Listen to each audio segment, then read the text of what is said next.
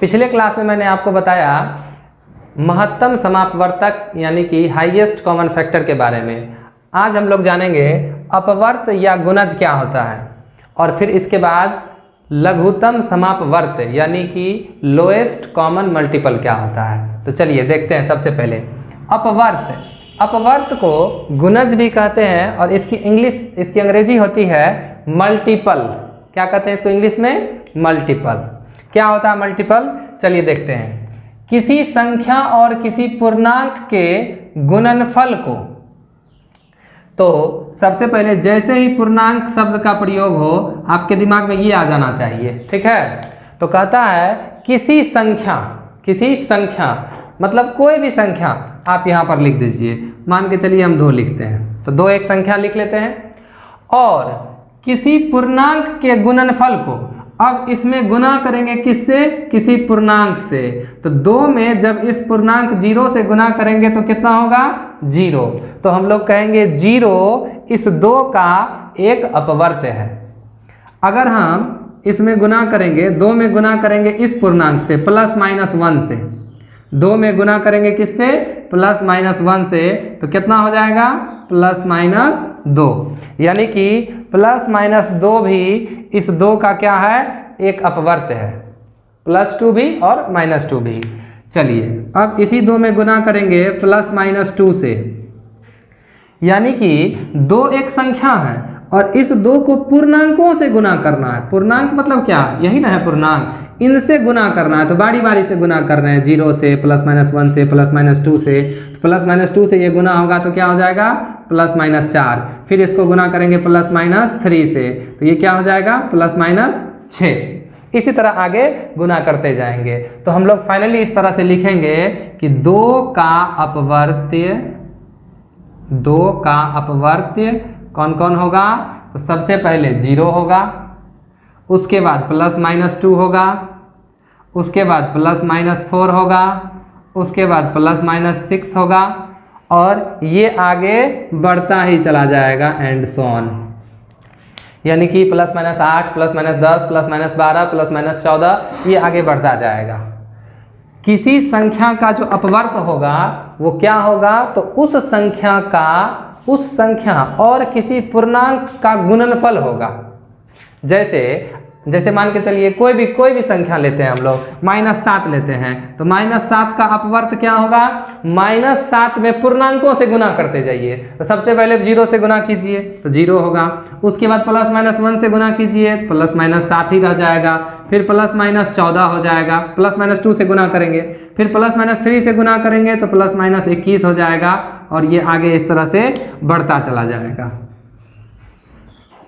जैसे हम लोग अब √2 का अपवर्त लिखेंगे, तो √2 का अपवर्त क्या होगा?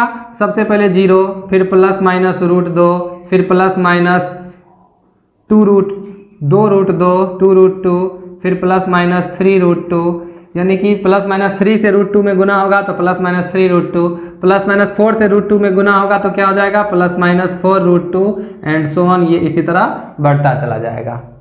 एक एग्जांपल लेते हैं हम लोग पाई का अपवर्त लिखते हैं। तो पाई का अपवर्त क्या हो जाएगा?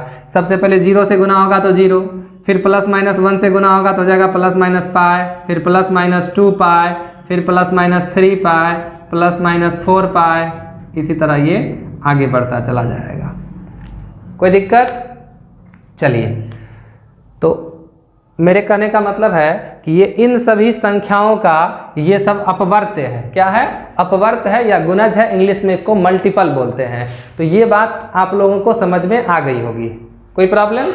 चलिए देखिए, अब यहाँ पैराग्राफ चेंज करके कुछ लिखा हुआ है, इसको भी हम लोग देखते हैं। 0 सभी संख्याओं का अपवर्त होता है। अब आप देखिए, ये जो 0 है 2 का भी अपवर्त है, -7 का भी अपवर्त है, √2 का भी अपवर्त है और पाई का भी अपवर्त है। तो 0 जो है वो हर जगह है। सभी संख्याओं का अपवर्त होता है 0, सबका अपवर्त होगा 0, ठीक ना। लेकिन 0 का अपवर्त सिर्फ 0 होगा। वो कैसे? तो चलिए एक काम करते हैं, अब लिखते हैं 0 का अपवर्त। तो 0 का अपवर्त क्या होगा बताइए? तो 0 का अपवर्त अगर यदि आप लिखिएगा तो सबसे पहले 0 में किससे गुना कीजिएगा? 0 में 0 से गुना करेंगे 0 होगा। अब प्लस माइनस 1 को 0 से गुना करेंगे क्या होगा? फिर से 0 हो जाएगा। प्लस माइनस 2 को 0 से गुना करेंगे क्या होगा? फिर से 0 हो जाएगा। तो ये किसी भी पूर्णांक को यदि आप 0 से मल्टीप्लाई करेंगे तो रिजल्ट हमेशा क्या होगा, 0 ही होगा। इसलिए हम लोग कहते हैं कि शून्य का अपवर्त सिर्फ शून्य होता है, लेकिन शून्य सभी संख्याओं का अपवर्त होता है। आ गई बात समझ में, कोई दिक्कत? चलिए अब अगला टॉपिक हम लोगों का है लघुत्तम समापवर्त, यानी कि लोएस्ट कॉमन मल्टीपल। चलते हैं एलसीएम के तरफ।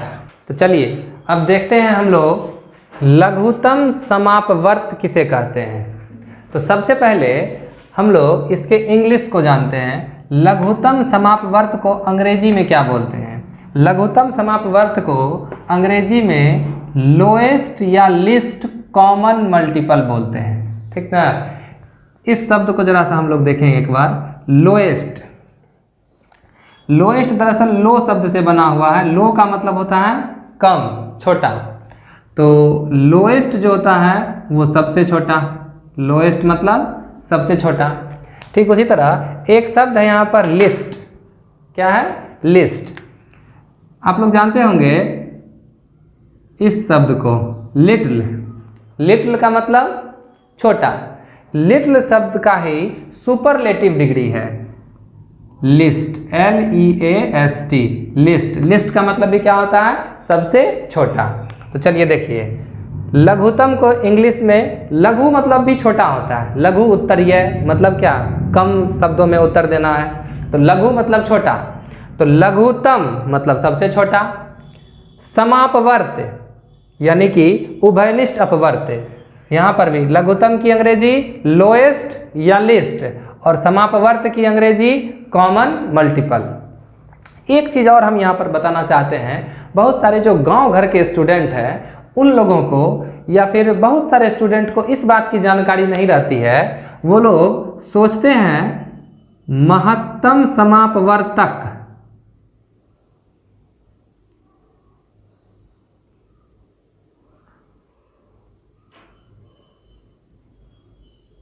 वो लोग सोचते हैं कि समापवर्तक शब्द जो है वो महत्तम में भी लगा हुआ होता है और लघुत्तम में भी समापवर्तक ही लगा रहता है।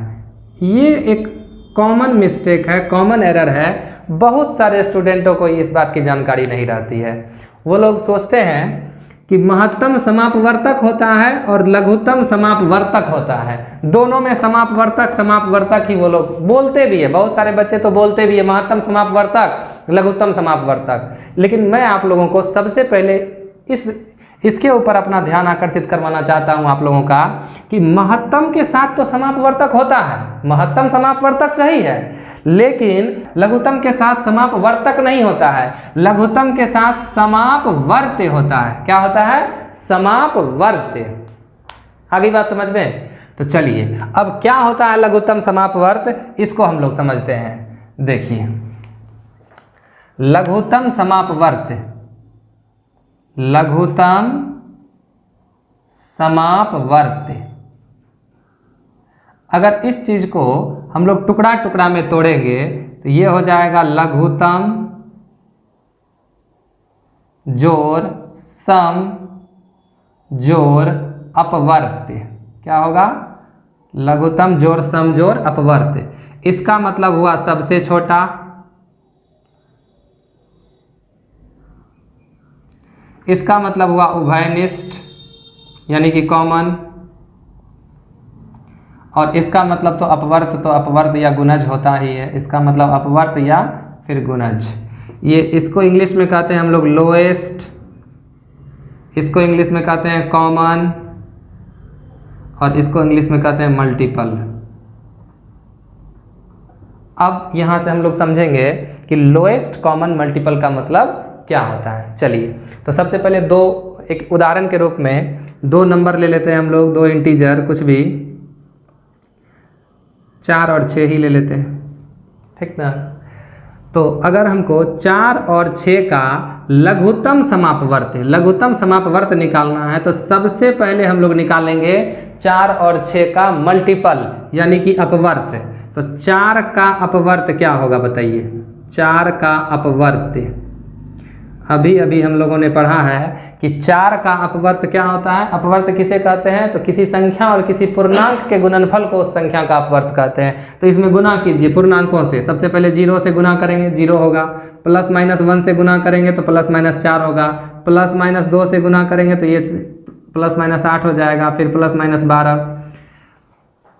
देखिए एक टेबल के रूप में ये आगे बढ़ता है। जिस तरह से टेबल पहाड़ा हम लोग कहते हैं, 4 का पहाड़ा, 4 का टेबल, उसी तरह ये टेबल के रूप में आगे बढ़ता चला जाएगा। कॉमा डॉट डॉट डॉट, पूरा लिखने की आवश्यकता नहीं है। उसी तरह 6 का अपवर्त हम लोग लिखेंगे 0 प्लस माइनस 6। 6 का पहाड़ा लिख दीजिए, 6 6 दूनी 12, 6 तिया 18। इस तरह से हम लोग 6 का भी मल्टीपल लिख देंगे। तो चलिए सबसे पहले मल्टीपल है तो 4 का भी मल्टीपल लिख दिए, 6 का भी मल्टीपल लिख दिए, यानी अपवर्त। अब उभयनिष्ठ अपवर्त यानी कि कॉमन मल्टीपल्स। अब कॉमन मल्टीपल्स की बात होगी। मल्टीपल तो सबसे पहले लिखेंगे, फिर कॉमन मल्टीपल्स लिखेंगे। तो कॉमन मल्टीपल्स यानी उभयनिष्ठ अपवर्त, कॉमन मल्टीपल्स यानी उभयनिष्ठ अपवर्त। तो इन दोनों में कौन कौन से अपवर्त उभयनिष्ठ है, कॉमन है, दोनों में है, वो बताना है। तो चलिए सबसे पहले 0, उसके बाद हम लोग देखेंगे 4 इसमें है प्लस माइनस 4, यहाँ नहीं है। प्लस माइनस 6 इसमें है तो इसमें नहीं है। प्लस माइनस 8 यहाँ है तो यहाँ नहीं है। और प्लस माइनस 12 दोनों जगह है। तो हम लोग क्या करेंगे, प्लस माइनस 12 लिखेंगे। ठीक, तो सिर्फ यही दोनों कॉमन आएगा कि और भी कुछ कॉमन आएगा? निश्चित रूप से और भी कॉमन आएगा। प्लस माइनस 24 भी कॉमन आएगा, प्लस माइनस 36 भी कॉमन आएगा, और ये आगे आता ही जाएगा कॉमन। अब आपके दिमाग में एक क्वेश्चन आ रहा होगा कि आखिर हमको कैसे समझ में आ गया कि प्लस माइनस 24 भी आएगा, प्लस माइनस 36 भी आएगा। तो इसके लिए भी हम आपको बता देते हैं कि सबसे पहले सिर्फ एक कॉमन को ढूंढना है। दोनों मल्टीपल्स में कॉमन किसी एक को ढूंढना है। जैसे ही पता चल गया कि 12 यहाँ भी है और यहाँ भी है, दोनों जगह है प्लस माइनस 12, तो अब आप एक काम कीजिए कि 12 का पहाड़ा लिखते जाइए आगे। 12 का टेबल लिख दीजिए, 12 फिर 24 फिर 36 फिर 48 फिर 12 पंचे 60, ये आना ही आना है। ठीक ना, दोनों के मल्टीपल्स में 60 जो है वो 4 के अपवर्त में भी आएगा और 6 के अपवर्त में भी आएगा। समझ गए? चलिए, तो सबसे पहले मल्टीपल लिख दिए, फिर कॉमन मल्टीपल लिख दिए। अब कहता है इस कॉमन मल्टीपल्स में सबसे छोटा, उभयनिष्ठ अपवर्तियों में सबसे छोटा यानी कि लोएस्ट, यानी कि सबसे छोटा उभयनिष्ठ अपवर्त हम लोगों को चुनना है।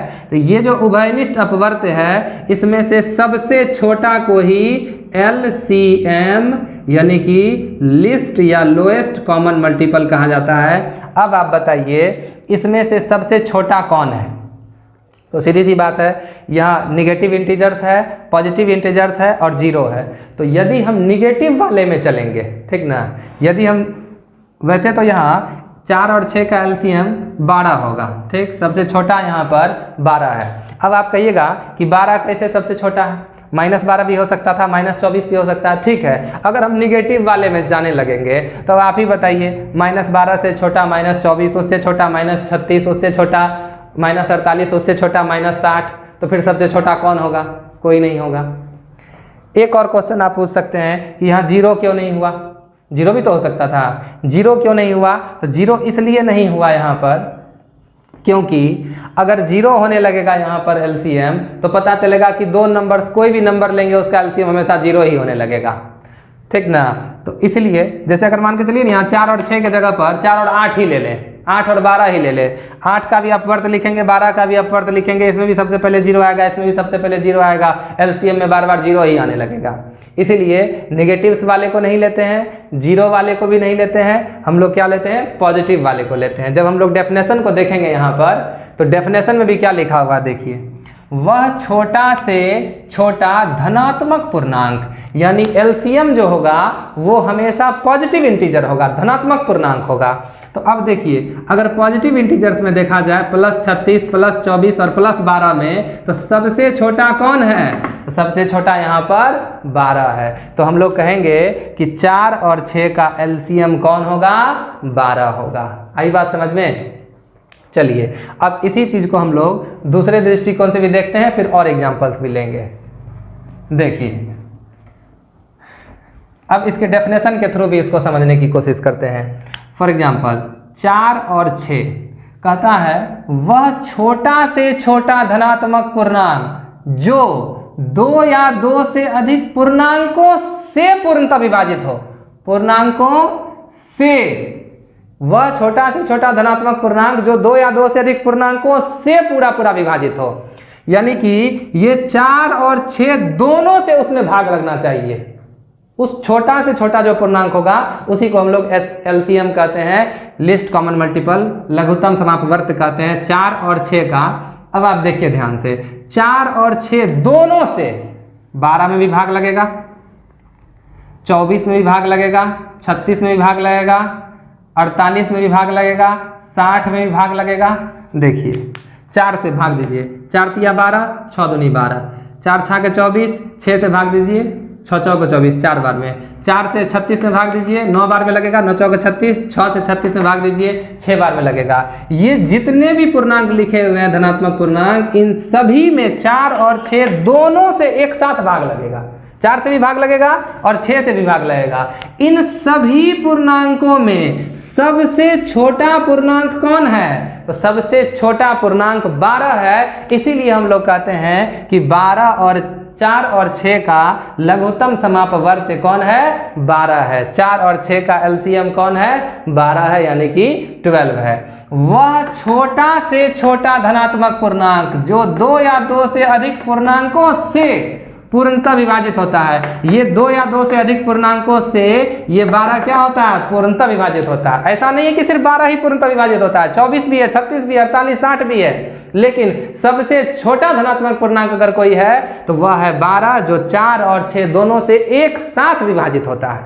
आगे बात समझ में? इसे ही हम लोग कहते हैं एलसीएम, लघुत्तम समापवर्त। कोई दिक्कत किसी को समझने में? चलिए अब हम लोग कुछ एग्जाम्पल्स देखते हैं यहाँ पर। जैसे मान के चलिए अगर हम 4 और 6 का एलसीएम निकालेंगे तो 4 का अपवर्त क्या हो जाएगा? 4 का अपवर्त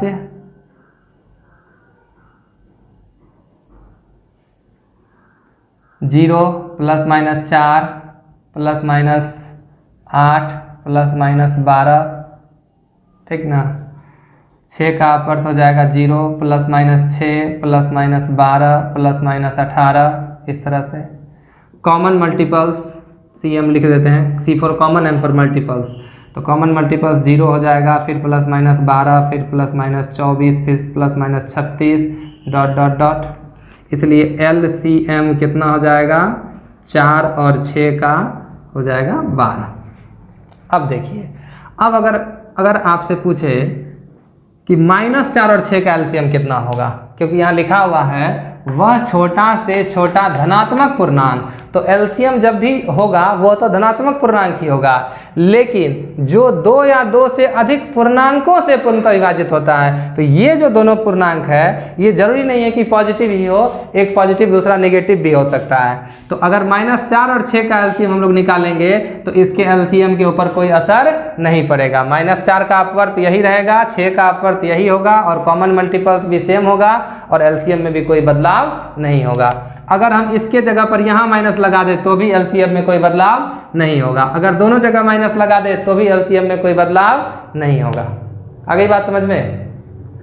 कहने का मतलब ये है कि एलसीएम 4/6 का, एलसीएम -4/6 का, एलसीएम 4-6 का, और एलसीएम -4-6 का, ये सारा का सारा एलसीएम कितना होगा?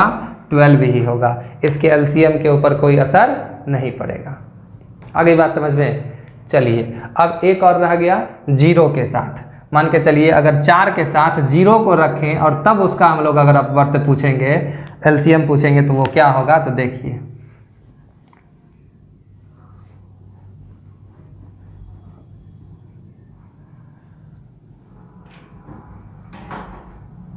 4 का अपवर्त तो यही सब होगा, 0 का अपवर्त क्या होगा? अपवर्त हम लोग पढ़े थे, अपवर्त किसी संख्या और किसी पूर्णांक के गुणनफल को अपवर्त कहते हैं। तो 0 का अपवर्त सिर्फ 0, और तो कुछ होगा नहीं। तो कॉमन मल्टीपल्स में क्या होगा? सिर्फ 0 आएगा। तो इस परिस्थिति में अगर हम एलसीएम लिखेंगे, एलसीएम लिखेंगे किसका? 4 और 0 का, तो वो क्या हो जाएगा? 0 हो जाएगा, ठीक ना। तो इसका मतलब क्या हुआ, 4 और 0 का एलसीएम, 4 और 0 का एलसीएम ये 0 हुआ। इसका मतलब क्या हुआ, इसका मतलब हुआ कि 4 से भी 0 में पूरा पूरा भाग लग जाएगा और 0 से में भी 0 में पूरा पूरा भाग लग जाएगा। तो यहाँ एक प्रॉब्लम है, 4 से तो 0 में पूरा पूरा भाग लग जाएगा, कोई दिक्कत नहीं है, लेकिन 0 से 0 में भाग लगेगा, बिल्कुल नहीं। 0 से 0 में भाग नहीं लगता है, क्योंकि 0 से अगर हम 0 में भाग देंगे तो वो अनडिफाइन हो जाएगा। पिछले वीडियोज में मैं आपको ये पहले बता चुका हूँ, क्लियर कर चुका हूँ, तो फिर से अब यहाँ पर इसको बोलने की कोई आवश्यकता नहीं है। तो इसीलिए हम लोग कहते हैं कि अगर 4 और 0 का एलसीएम हम लोग निकालना चाहेंगे तो वो अनडिफाइन हो जाएगा। वैसे भी हम लोग यहाँ लिखे भी है, वह छोटा से छोटा धनात्मक पूर्णांक, वह छोटा से छोटा धनात्मक पूर्णांक जो 2 या 2 से अधिक पूर्णांकों से पूरा पूरा विभाजित होता है। तो एलसीएम जो होता है वो हमेशा धनात्मक पूर्णांक होता है, पॉजिटिव इंटीजर होता है, जबकि 0 पॉजिटिव इंटीजर नहीं है। कोई प्रॉब्लम। वैसे कुछ ऑथर्स, कुछ राइटर्स जो हैं वो 4 और 0 का एलसीएम 0 लिखते भी हैं, ठीक ना, लेकिन ज़्यादातर राइटर्स जो हैं वो कहते हैं कि 4 और 0 का एलसीएम 0 नहीं होगा, क्योंकि 0 से 0 में डिवाइड करना संभव नहीं है। ओके, चलिए यहाँ तक आ गई बात समझ में। अब हम लोग एक चीज यहाँ पर और देखते हैं।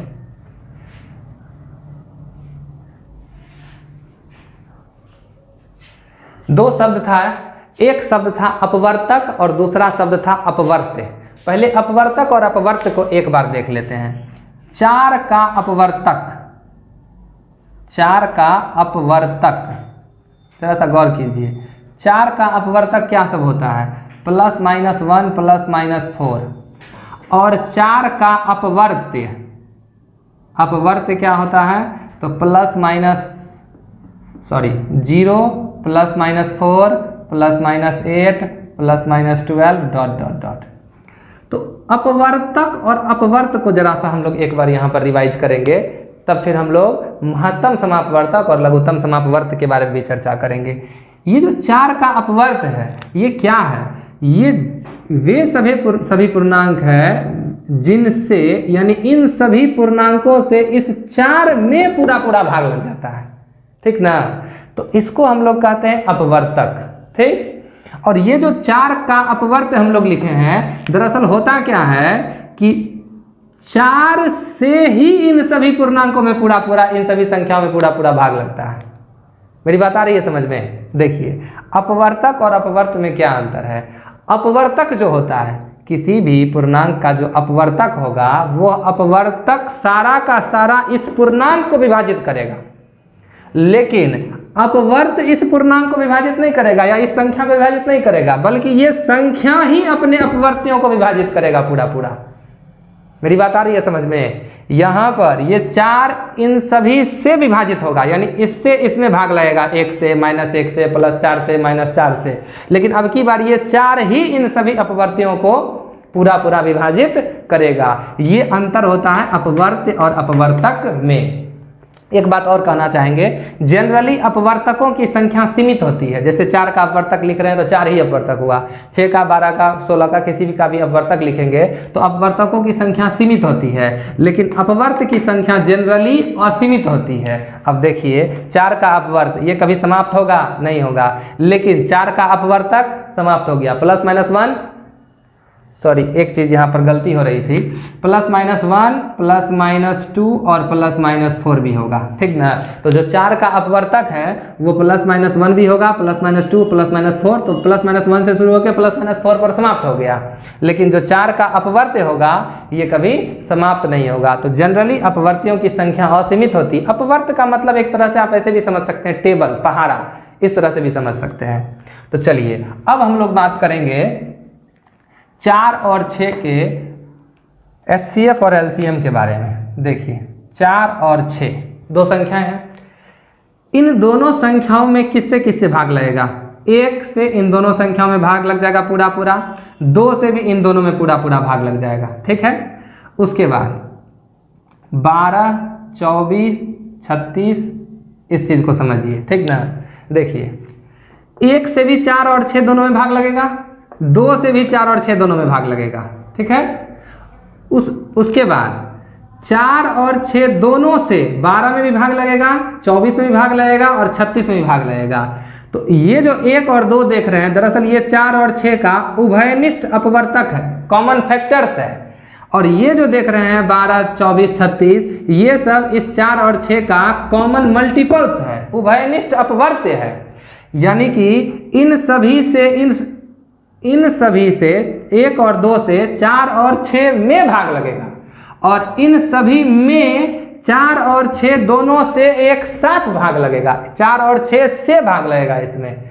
तो इसमें जो सबसे बड़ा होगा 2, इसी 2 को हम लोग क्या कहेंगे, HCF कहेंगे। तो 4 और 6 का जो HCF होगा वो कितना होगा, 2। ये 2 जो है वह बड़ा से बड़ा धनात्मक पूर्णांक है, जो 4 को भी पूरा पूरा विभाजित करता है और 6 को भी पूरा पूरा विभाजित करता है। तो 4 और 6 का HCF कितना होगा, 2 होगा।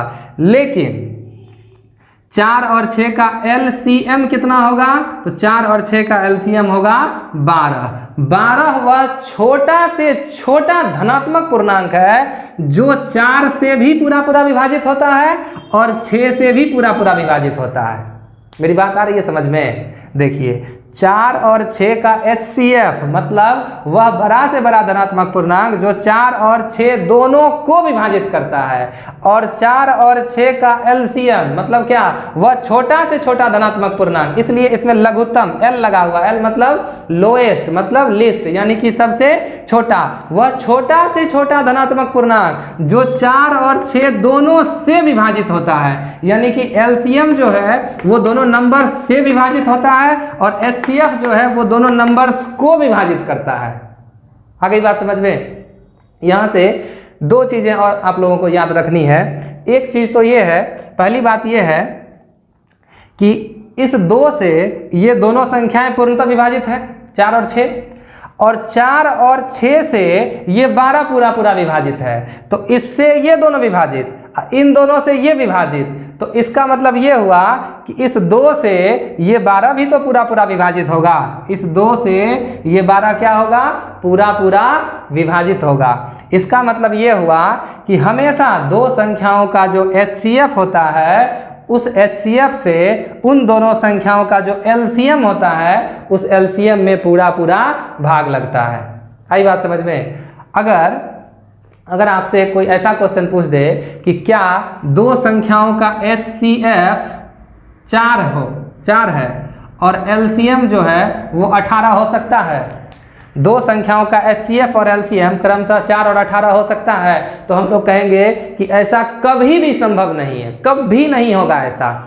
अब आप कहिएगा कि क्यों नहीं होगा? इसलिए नहीं होगा क्योंकि ये जो 2 संख्याएं हैं, इन 2 संख्याओं का जो ये LCM है, ये LCM इस HCF से हमेशा विभाजित होता है। लेकिन यहाँ आप देख सकते हैं कि HCF से LCM में भाग नहीं लग रहा है, 4 से 18 में पूरा पूरा भाग नहीं लगेगा। इसलिए ये कभी संभव ही नहीं है कि 2 संख्याओं के HCF से उसके LCM में 2 संख्याओं का HCF 4 हो जाए और LCM 18 हो जाए, ऐसा कभी संभव ही नहीं है, क्योंकि 4 से 18 में पूरा पूरा भाग नहीं लगता है।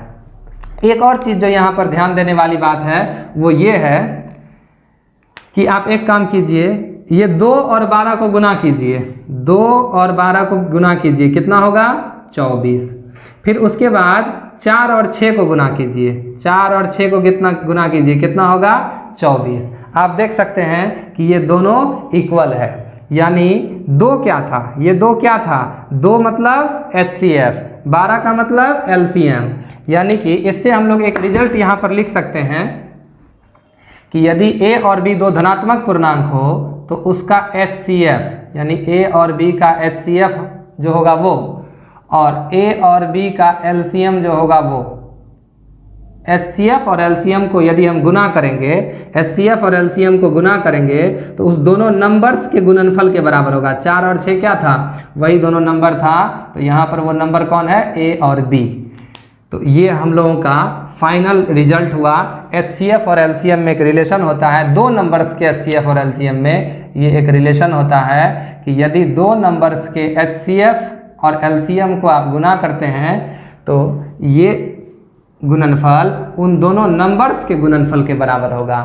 यदि 12 और 18 का हम लोग HCF निकालेंगे, 12 और 18 का LCM निकालेंगे, तो HCF और LCM का गुणनफल 12 और 18 के HCF और LCM का गुणनफल 12 और 18 के गुणनफल के बराबर होगा।